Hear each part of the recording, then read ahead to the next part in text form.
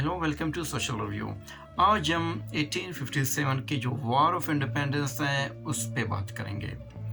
1857 India की तारीख का एक इंतहाई अहम ईयर है। ये वो ईयर है जब इंडिया एक तारीखी फेज़ से दूसरे तारीखी फेज़ में शिफ्ट हो जाती है। ये वो दौर है जिसमें मुग़ल एम्पायर फॉर्मली कोलैप्स हो जाती है। ये वो ईयर है जिसमें ब्रिटिश एम्पायर फॉर्मली इंडिया पर ऑक्यूपाई हो जाती है। ये वो ईयर है जब इंडिया कल्चरली एंड पॉलिटिकली एक नए दौर में दाखिल हो जाती है। ये वो दौर है जब इंडिया के अवाम एक इंडियन की बजाय मुख्तलिफ मजहबी तासुबात का शिकार हो जाते हैं।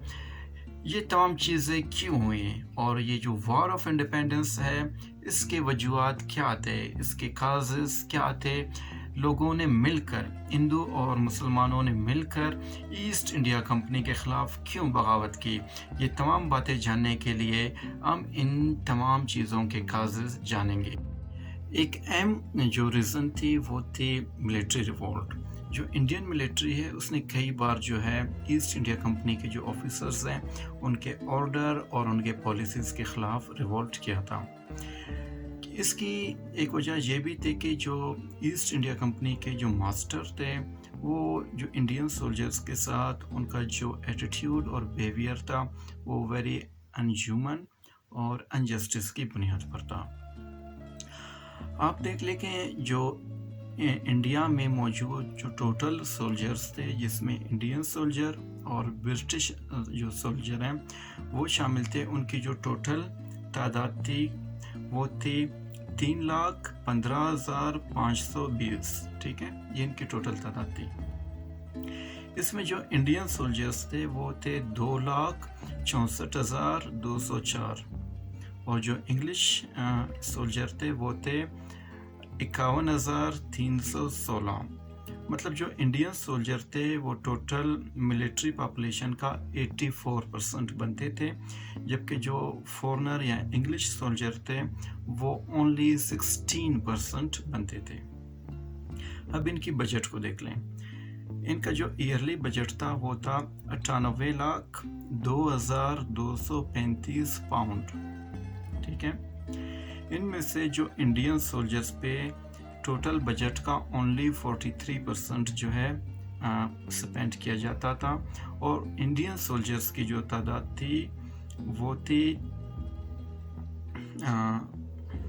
2,64,204 जो कि 84% जो मिलिट्री पॉपुलेशन थी उस पर जो टोटल पाउंड स्पेंड होते थे वो थे 41,34,125 पाउंड्स। मतलब 84% सोल्जर्स पर 43% बजट स्पेंड किया जाता था, जबकि जो फॉरेनर और इंग्लिश जो सोल्जर थे वो टोटल मिलिट्री का 16% थे, उन पर 57% जो बजट था वो स्पेंड किया जाता था।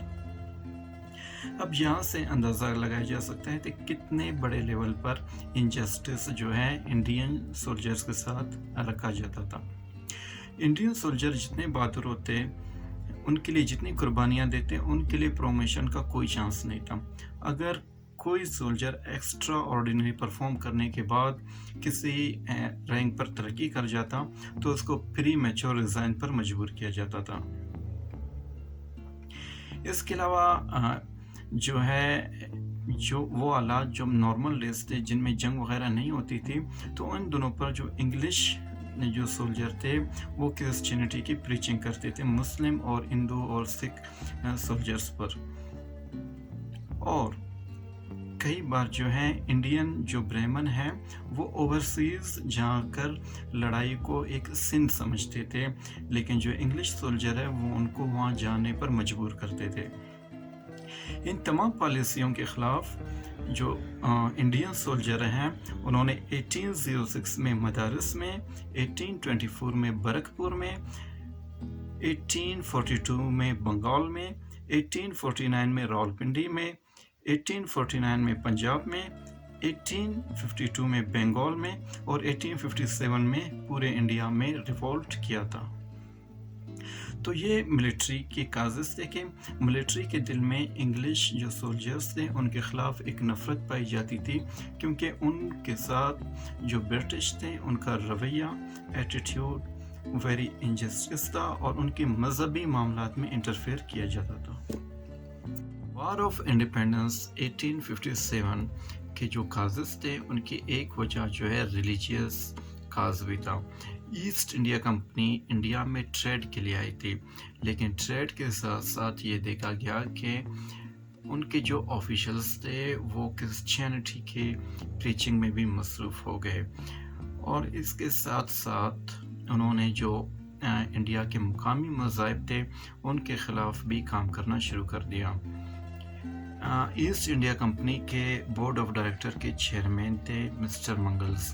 انہوں نے ہاؤس آف کامن میں اپنے خیالات کا اظہار کرتے ہوئے اپنے خواہش کا اظہار کیا کہ انڈیا کو ہم کرسچینٹی کے بینر کے نیچے متحد کریں گے۔ اسی طرح ان کا ایک اور پریسٹ تھا، اس کا نام تھا ڈاکٹر پفنڈر، جو کہ 1854 میں انڈیا آئے تھے۔ انہوں نے ایک کتاب لکھی اور کتاب کا نام تھا میزان الحق۔ میزان الحق کتاب میں ڈاکٹر پفنڈر نے اسلام کے خلاف بہت غلط باتیں لکھی، جس سے مسلمان شوق ہوئے کہ یہ کیا ہو رہا ہے ہمارے ساتھ۔ یہ سلسلہ یوں ہی چلتا رہا۔ پھر ایک اور پریسٹ ان کا تھا جس کا نام تھا ڈیمونٹ، جس نے 1855 میں ایک اوپن لیٹر لکھا، اور اس لیٹر میں اس نے کہا کہ انڈیا میں ایک ہی مذہب ہونا چاہیے، ایک ہی ریلیجن ہونا چاہیے، اینڈ دیٹ از کرسچینٹی۔ اسی طرح ان کا ایک اور مشنری تھا جس کا نام تھا ریف کینیڈی۔ انہوں نے لکھا We must continue our efforts till all the people right from Cape Cameroon to the Himalayas embrace the religion of the Christ, and India becomes a magnificent nation, the bulwark of the Christianity in the East. تو East India company کے دوران جو Christian missionary آئی تو اس سے یہ کھل کر واضح ہو گئی کہ یہ صرف ٹریڈ کے مقصد کے لیے نہیں آئے تھے، بلکہ اپنے ریلیجن کو بھی انڈیا میں امپوز کرنا چاہتے تھے۔ جو ایسٹ انڈیا کمپنی کے آفیشلز تھے وہ اکثر اپنے جو سب آرڈینیٹ تھے ان کو اپنے گھروں پر بلاتے تھے، اور وہاں پر ان کو جو ان کے ریلیجیس سرمنس ہوتے ہیں ان میں زبردستی جو ہے بٹاتے تھے۔ اسی طرح جو ایسٹ انڈیا کمپنی ہے انہوں نے کچھ آرفنیج بنائے تھے۔ یہ آرفنیج جو یتیم بچے تھے ان کے لیے بھی تھے، اور انڈیا میں اکثر قحط سالی پڑتی، فیمائن پڑتی، غذا کی قلت ہوتی، تو لوگوں کو ان آرفنیج میں روکتے۔ پھر یہ دیکھا گیا کہ جو لوگ آرفنیج میں ان کے ساتھ مجبوراً رہتے تھے، یہ لوگ ان کے ریلیجن کو بھی کرسچینٹی میں کنورٹ کر رہے تھے۔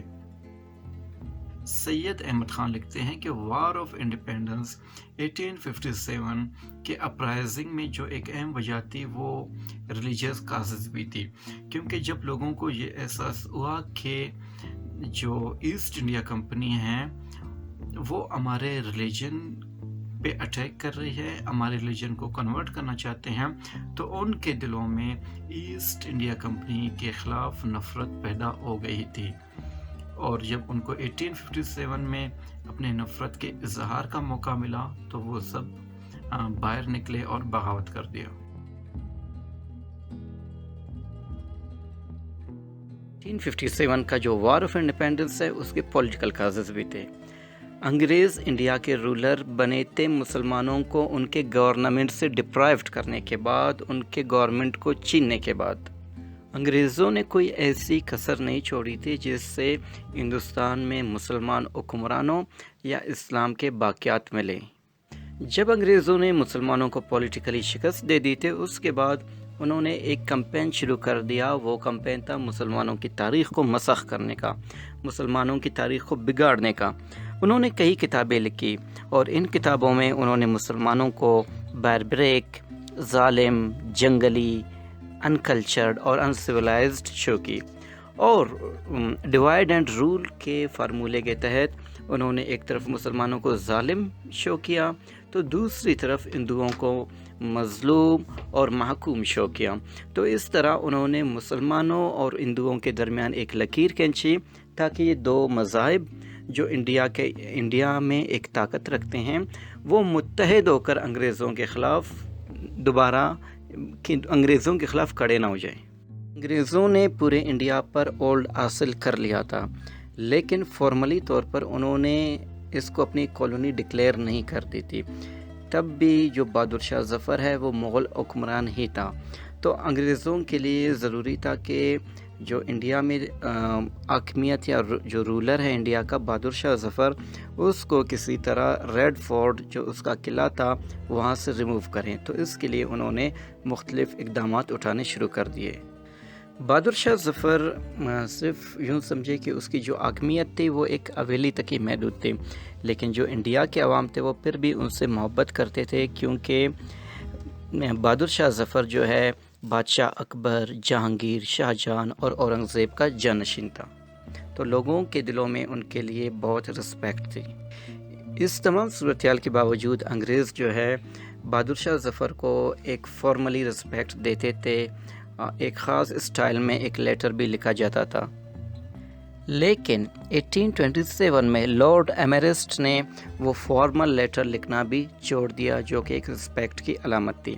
اس کے علاوہ انگریز جو ہے جو ایسٹ انڈیا کمپنی تھی وہ بہادر شاہ ظفر کو گفٹس بھیجا کرتے تھے عید، نوروز اور دوسرے اسپیشل ایونٹس کے دوران، جو کہ اس بات کی علامت تھی کہ وہ جو ہے بہادر شاہ ظفر کو انڈیا کا حکمران اکنالج کرتے ہیں. لیکن 1843 میں لارڈ ایلن بورو نے وہ جو فارمل گفٹ بھیجنے کا سلسلہ تھا وہ بھی بند کر دیا. چارلس میٹکالف ایک برٹش آفیسر تھا، اس کی یہ رائے تھی کہ اگر ہم جو بہادر شاہ ظفر ہے اگر اس کو ہم فارملی جو گفٹس بھیجتے ہیں، دراصل ہم اس کی جو رول ہے ہم اسے اگنالج کرتے ہیں. اس لیے اس نے اس آئیڈیا کو ڈس لائک کیا کہ فردر بہادر شاہ ظفر کو فارملی مزید گفٹس بھیجنے چاہیے، تو اس لیے انہوں نے گفٹس بھیجنا بھی بند کر دیا. بہادر شاہ ظفر کو ایک جو فارمل رسپیکٹ تھا وہ بھی کمپنی کی طرف سے بند ہو چکا تھا. ان کا ایک لارڈ تھا ایسٹ انڈیا کمپنی کا جس کا نام تھا لارڈ ڈیل ہاؤزی.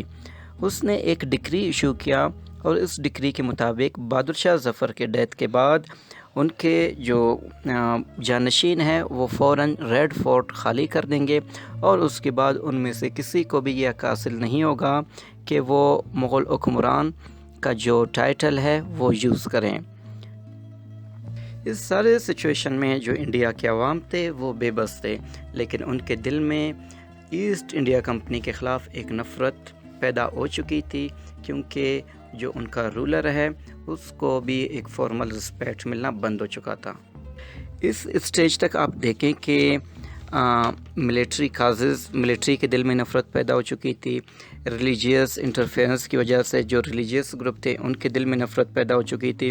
پولیٹیکل ریزنس کی وجہ سے بھی انڈیا کے عوام جو ہے ایسٹ انڈیا کمپنی کو ڈس لائک کرنے لگے تھے. یہ ایک نفرت تھی جو پل پھول رہی تھی، جو کہ 1857 میں اپرائز ہوا. 1857 میں جو وار آف انڈیپینڈنس ہے اس کی ایک وجہ ایکسیسیشن آف اسٹیٹس ہے، یعنی جو انگریز تھے وہ مختلف ریاستوں کو برٹش امپائر میں الحاق کر رہے تھے. مغل بادشاہ اورنگزیب کے وفات کے بعد مغلوں کا ہندوستان پر قبضہ کمزور پڑ گیا. بہت سی ریاستیں الگ ہو کر آزاد حیثیت سے اپنی ریاستیں چلانے لگیں.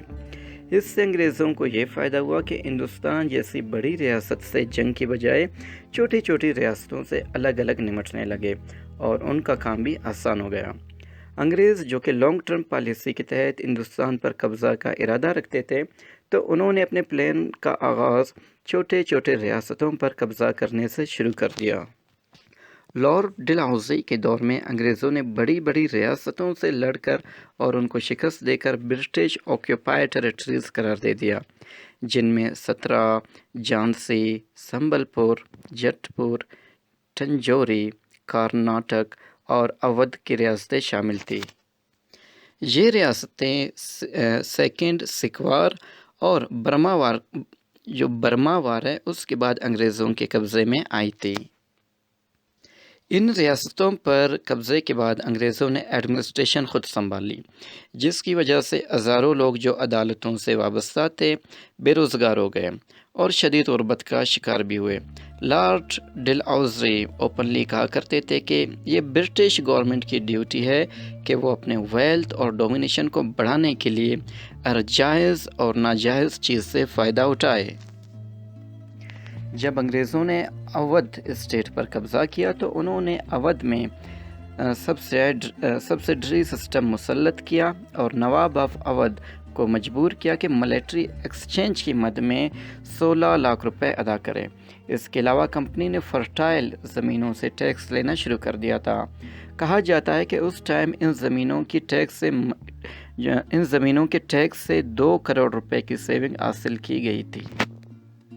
کچھ انگریز اودھ کی جو اسٹیٹ کے انیکسیشن کے خلاف تھے، ان میں ایک تھا انگلش ریزیڈنٹ سر ہنری لاورنس، جس نے 1845 میں 1845 میں کلکتہ ریویو میں لکھا تھا کہ اودھ کا انیکسیشن ہماری یعنی برٹش کی تاریخ کا ایک شرمناک ایپیسوڈ تھا۔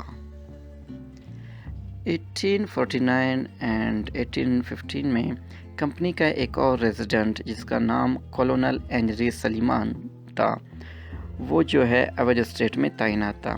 اس نے بھی اودھ کی انیکسیشن کی مخالفت کی تھی اور اس مخالفت کی وجہ سے ہنری سلیمان کا تبادلہ کر کے 1854 میں جیمز آؤٹرم کو اس کی جگہ پر لایا گیا اور اس کے ذریعے 2 جنوری 1856 میں اودھ کو برٹش امپائر کا حصہ بنا دیا گیا۔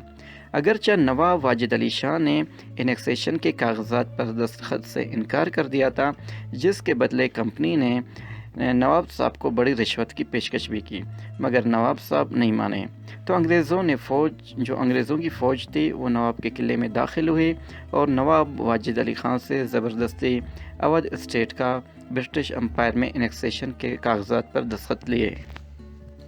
اسی کولونل سلیمان نے پہلے ہی خبردار کیا تھا کہ اگر اودھ کو برٹش امپائر میں انیکس کیا گیا تو بنگال کی آرمی بغاوت کر سکتی ہے۔ اودھ اسٹیٹ کے انیکسیشن کے بعد 80,000 جو آرمی اودھ اسٹیٹ کے لیے کام کر رہی تھی وہ بے روزگار ہو گئے اور ریاست میں برٹش امپائر کے خلاف شدید غم و غصہ اٹھا۔ نہ صرف فوج بلکہ ہزاروں زمیندار کو اپنی زمینوں سے محروم کر دیا گیا۔ اس لیے جب 1857 میں بغاوت شروع ہوئی تو اودھ کے عوام نے فوج کا بھرپور ساتھ دیا برٹش ایسٹ انڈیا کمپنی کے خلاف۔ 1857 کا ایک اور کاز جو ہے ڈاکٹرائن آف لیپس تھا۔ یہ کچھ ہوا کہ ہندو مذہب میں اس بات کی اجازت ہے کہ اگر کسی شخص کو بیٹا نہیں تو وہ کسی کو اپنے بیٹے کے طور پر ایڈاپٹ کر سکتا ہے۔ ہندو لا کے مطابق ایڈاپٹڈ بچے کو وہ تمام حقوق ملتے ہیں جو ایک حقیقی بچے کو ملتا ہے، لیکن انگریزوں نے ڈاکٹرائن آف لیپس کے تحت ایک قانون بنایا تھا کہ ایڈاپٹڈ لڑکا رولر کے موت کے بعد اسٹیٹ کا رولر نہیں بن سکے گا اور اس صورت میں اسٹیٹ کو برٹش ٹیریٹریز میں شامل کیا جائے گا۔ اب رانی آف جھانسی لکشمی بائی کے کیس میں یہ ایشو پیدا ہوا کہ اس کے مرنے کے بعد اس کا ایڈاپٹڈ لڑکا جسے نانا صاحب کے نام سے جانا جاتا تھا، انگریزوں نے اس کو حق کی جائیداد سے محروم کیا۔ ہوا کچھ یوں کہ 1818 میں آخری مراٹھا حکمران باؤجی راؤ کو حکمرانی سے اس شرط پر ہٹایا گیا کہ کمپنی اس کو سالانہ 8 لاکھ روپے پینشن ادا کرے گی۔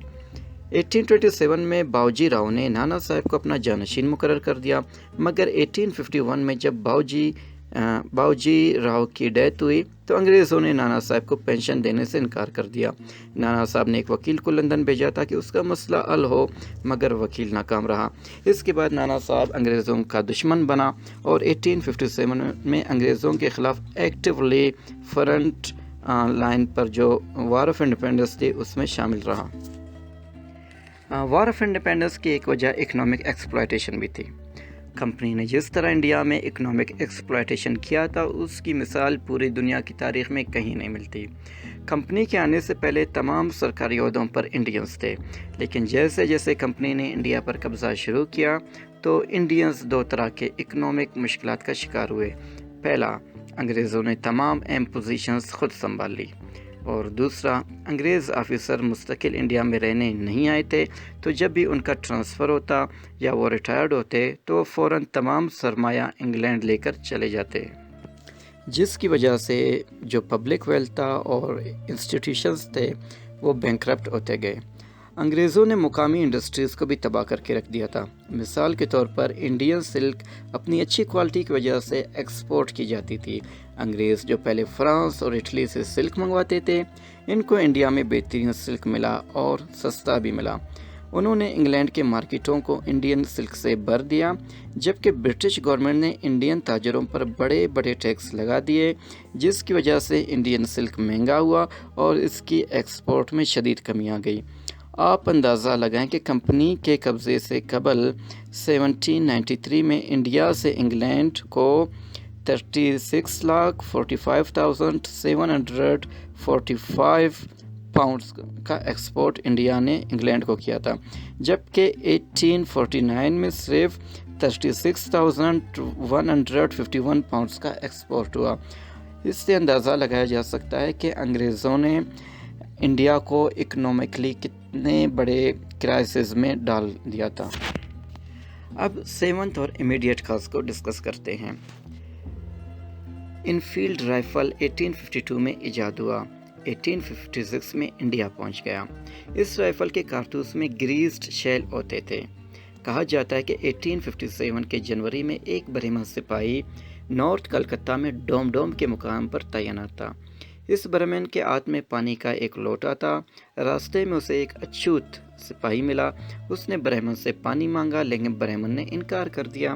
تو اچھوت سپاہی نے کہا، تم کو اپنے ذات پر بہت فخر ہے، تم ذرا رکو، صاحب لوگ تمہیں تمہارے لیے کارتوس بنا رہے ہیں جس میں سور اور گائے کا چربی لگا ہوا ہے، اب تمہارے ذات کا کیا ہوگا؟ اس کے بعد یہ بات جنگل کی آگ کی طرح پورے ریجمنٹ میں پھیل گئی. مسلمان اور ہندو سپاہیوں نے کارتوس کے بائیکاٹ کا اعلان کر دیا، کیونکہ گائے ہندوؤں کے لیے مقدس تھا جبکہ سور مسلمانوں کے لیے حرام تھا، اور وہ کارتوس جو ہے منہ میں لگا کر نکال کر رائفل میں ڈالنا ہوتا تھا. تو اپریل 1857 میں میرٹھ کینٹ میں سپاہیوں نے کارتوس کو منہ میں لگانے سے انکار کر دیا، جس کی وجہ سے کمپنی نے ان سپاہیوں کو 10 سال کی سزا سنا دی، جس کے ریئیکشن میں باقی سپاہیوں نے بغاوت کر دی. عام لوگ جو مختلف وجوہات کی بنا پر، جو اس میں شروع میں 6 وجوہات بیان کیے گئے، ان کی وجوہات کی بنا پر انگریزوں سے نفرت کرتے تھے، جن میں فوجی بھی انگریزوں سے تنگ تھے، مذہبی وجوہات بھی تھے، اکنامک وجوہات بھی تھے. مختلف 6 وجوہات جو اس ویڈیو کے شروع میں میں نے ڈسکس کیے، ان تمام وجوہات پر لوگ جو پہلے سے ہی مشتعل تھے، نفرت کرتے تھے، ان کو ایک بہانہ ملا اور انہوں نے فوجی بغاوت میں حصہ لیا. عام عوام نے سرکاری عمارتوں کو جلا دیا، ٹیلی فون کے جو لائن تھے ان کو کاٹ دیے، اور باغی جو فوجی تھے انہوں نے دہلی کی طرف مارچ کیا اور مغل بادشاہ بہادر شاہ ظفر کے گورنمنٹ کی حمایت کا اعلان کر دیا. یہ بغاوت جلد لکھنؤ اور کانپور بھی پہنچ گیا. جنرل بخت خان، رانی جھانسی، نانا صاحب، احمد اللہ شاہ اور دوسرے لوگوں نے بھی بغاوت میں ایکٹیولی حصہ لیا. تاہم کمپنی نے جلد ہی سکھ اور گوراخ وفاداروں کے ذریعے بغاوت کو کچل دیا. اب ہم جانیں گے کہ 1857 کا جو وار آف انڈیپینڈنس ہے وہ کیوں ناکام ہوا. ایسٹ انڈیا کمپنی کے خلاف جو بغاوت شروع ہوئی تھی وہ صرف 3 ہفتوں میں پورے ملک میں، بلکہ پورے ملک میں نہیں کئی حصوں میں پھیل چکا تھا. یہ اس بات کا ثبوت تھا کہ عام عوام جو ہیں انگلش کی پالیسیوں کے خلاف ہیں، تنگ ہیں اور بیزار ہیں. لیکن انفارچونیٹلی یہ جو بغاوت تھی یا وار آف انڈیپینڈنس تھی وہ ناکام ہوئی. تو اب ہم جانیں گے کہ کون سی وجوہات تھی جس کی وجہ سے یہ جو موومنٹ شروع ہوئی تھی وہ ناکام ہوئی. پہلا جو کاز ہے وہ ہے چینجز ان دا پلان. جو انڈین ریولیوشنریز تھے انہوں نے پلان کیا تھا کہ وار آف انڈیپینڈنس مئی کی 31 ڈیٹ کو 1857 میں اسٹارٹ کی جائے گی، لیکن جو میرٹھ کینٹ میں جو انسیڈنٹ ہوا اس کی وجہ سے یہ جو موومنٹ ہے وہ پری میچورلی ٹائم سے پہلے ہی اسٹارٹ ہوا. تو جو پلان تھا پورے ملک میں ایک ساتھ بغاوت کرنے کا وہ اکارڈنگ ٹو پلان نہیں ہو سکا، تو اس لیے یہ بغاوت جو ہے کامیاب نہیں ہوئی۔ برٹش ایکسپرٹ ہے جیسے کہ میلسن اینڈ ولسن نے اس بات کو اکنالج کیا تھا کہ اگر وار شیڈول کے مطابق شروع ہوتا تو کمپنی اس کو کنٹرول نہیں کر سکتی تھی۔ جو دوسری وجہ تھی وہ تھی betrayal of the Sikh and گوراخ۔ اس موومنٹ کے دوران جو سکھ تھے انہوں نے اپنے انگلش ماسٹرز کی بہت زیادہ ہیلپ کی اور ان کا ساتھ دیا۔ انہوں نے نہ صرف ملٹری اسسٹنٹ لوگ دیے بلکہ انہوں نے فائنینشیل سپورٹ بھی انگریزوں کو کیا وار سے نمٹنے کے لیے۔ جان لارنس کہتا ہے کہ اگر سکھ اور گوراخ ہماری مدد نہیں کرتے یہ ہمارے لیے ممکن نہیں ہوتا کہ ہم دوبارہ انڈیا پر قبضہ کر سکتے۔ کہا جاتا ہے کہ سکھ اور گوراخ کے علاوہ بھی بہت بڑی تعداد میں جو انڈینز تھے انہوں نے اپنے انگلش ماسٹرز کی ہیلپ کی۔ تو یہ جو پہلی بغاوت تھی وہ انڈیا کے اپنے ہی لوگوں کی وجہ سے ناکام ہوئی تھی۔ فیلئر کے جو تھرڈ کاز تھی وہ تھی absence of an active and efficient leader. جو فریڈم فائٹر تھے ان کا ایشو یہ تھا کہ وہ کسی ایک کمانڈر کے انڈر کام نہیں کر رہے تھے، تو مختلف کمانڈر تھے، ہر ایک کا اپنا مائنڈ تھا تو الگ الگ طریقوں سے کام کر رہے تھے، یہ کسی ایک پیج پر متحد ہو کر ایک پلان کے تحت کام نہیں کر رہے تھے۔ اس میں کوئی شک نہیں کہ جو سپاہی تھے اور عام لوگ تھے انہوں نے بہادر شاہ ظفر سے اپنے لوائلٹی کا اظہار کیا تھا، اعلان کیا تھا، لیکن بہادر شاہ ظفر خود ایک ایکٹیو اور ایفیشینٹ لیڈر نہیں تھا، نہ ہی اسے جنگوں کا تجربہ تھا اور نہ ہی وہ بہتر سے ان لوگوں کو گائیڈ کر رہا تھا۔ اور بہادر شاہ ظفر کا ایشو یہ تھا کہ اس کا جو اپنا محل تھا وہ خود سازشوں کا گڑھ بنا ہوا تھا، اور اس کے محل میں ایسٹ انڈیا کمپنی کے جاسوس جو تھے اور جو غدار تھے وہ بھی بہت تھے۔ کہا جاتا ہے کہ اس کی اپنی بیوی زینت محل کا جو کردار ہے وہ بھی بہت مشکوک رہا کہ اس پورے پروسیس کے دوران، اور اسی طرح احسان اللہ نامی ایک کریکٹر ہے، اس کا جو رول ہے وہ بھی بہت سسپیشیس رہا۔ فیلئر کی چوتھی وجہ یہ تھی کہ جو فریڈم فائٹر تھے انہوں نے کمپنی کے کمیونیکیشن لائن کو متاثر نہیں کر سکے۔ کہا جاتا ہے کہ مطلب جو ٹرانسپورٹ لائن تھے کمپنی کے وہ سیف تھے، اور جو وائر لائن تھے انہوں نے، جو عام لوگ تھے یا فریڈم فائٹر تھے انہوں نے کچھ لوکیشن پر تو ان وائروں کو نقصان پہنچایا، لیکن اوورال جو کمیونیکیشن لائن تھے ٹیلی فون کے ذریعے وہ سیو رہا، جس کی وجہ سے جو کمپنی کے آفیشلز تھے وہ ایک دوسرے کے ساتھ کانٹیکٹ میں تھے اور اپنی اسٹریٹجی بنا رہے تھے۔ ایک انگلش آفیشل کے الفاظ اس حوالے سے بہت مشہور ہیں۔ رابرٹ مونٹگومری کہتا ہے India was saved by the electronic wire. جو ففتھ وجہ فیلئر کی تھی وہ تھی اکنامک کنڈیشن۔ انڈیا کا جو اکانومی تھا اسے آلریڈی جو ایسٹ انڈیا کمپنی ہے انہوں نے ایکسپلائٹ کیا تھا، لوگوں کو اکنامکلی ڈپرائیوڈ کیا تھا، جس کی وجہ سے جب وار آف انڈیپینڈنس شروع ہوئی تو کچھ ہی دنوں کے بعد جو سولجرز تھے یا عام عوام تھے ان کو جنگ جاری رکھنے کے لیے فائنینشیل اسسٹ کی ضرورت تھی جو ان کو نہیں مل رہی تھی، اور وہ ریولیوشنریز اور سولجرز جو بہادر شاہ ظفر کے ارد گرد جمع تھے ان کو بہادر شاہ ظفر سے بھی کوئی اسسٹ نہیں مل رہی تھی، اور کہا جاتا ہے کہ بہادر شاہ ظفر دوسروں سے لون لینے کی بات کر رہے تھے تاکہ اس جنگ کو جاری رکھ سکے اور ان فوجیوں کی مدد کر سکیں۔ آپ اندازہ لگائیں کہ جو ایسٹ انڈیا کمپنی تھی اس نے مغل امپورر کا کیا حال کر دیا تھا۔ تو اکنامک کنڈیشن انڈینز کی اتنی بری تھی کہ وہ اس جنگ کو مزید کچھ دنوں کے لیے جاری نہیں رکھ سکتے تھے، اس لیے یہ جو وار آف انڈیپینڈنس ہے یہ زیادہ سے زیادہ 3 ویک ہی چل سکا۔ اب ڈسکس کریں گے کہ وار آف انڈیپینڈنس کے ریزلٹس کیا تھے۔ وار آف انڈیپینڈنس انڈیا کی تاریخ کا پہلا اور آخری ڈائریکٹ چیلنج تھا برٹش کو، جو ایک بڑے اسکیل پر شروع ہوا۔ اس وار آف انڈیپینڈنس میں جو عوام تھے وہ انڈین تھے اور سب مل کر برٹش امپائر کے خلاف، جو برٹش کمپنی تھی ایسٹ انڈیا کمپنی، اس کے خلاف انہوں نے جو جنگ شروع کر دی تھی۔ اس ناکام جنگ آزادی کے بعد ایک تو مغل امپائر کا خاتمہ ہوا اور اس کے ساتھ جو گریٹ برٹن ہے وہ ڈائریکٹلی انڈیا پر آکوپائی ہوا۔ وار آف انڈیپینڈنس کے بعد مسلمانوں پہ عذاب آیا۔